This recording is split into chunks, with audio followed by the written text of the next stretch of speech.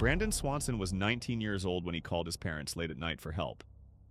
He told them he'd crashed his car in rural Minnesota and needed a ride. They stayed on the phone with him as he walked toward what he thought were town lights. Then suddenly, he shouted, "Oh shoot," and the line went dead. Brandon Swanson was never seen again. Brandon Swanson was a college student at Minnesota West Community and Technical College. He was described as responsible, athletic, and close with his family.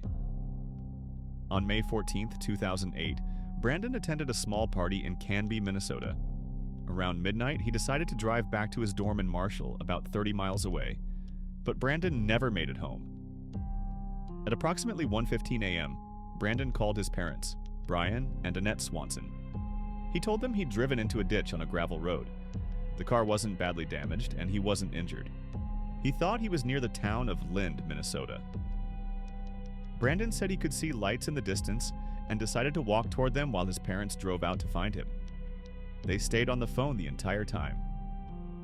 Brian and Annette drove to Lind and began searching the area while talking to Brandon. But something wasn't adding up. They couldn't see his headlights. They couldn't find the ditch he described, and Brandon couldn't see their headlights either. Both sides were confused. Brandon kept walking, convinced he was heading toward town.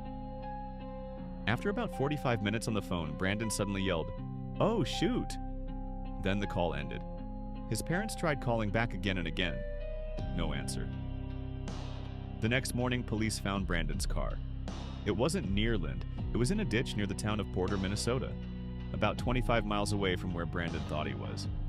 The area was surrounded by fields, rivers, and rural farmland. Search teams were deployed, helicopters, dogs, volunteers, but no trace of Brandon was ever found. The area near where his car was found contained the Yellow Medicine River.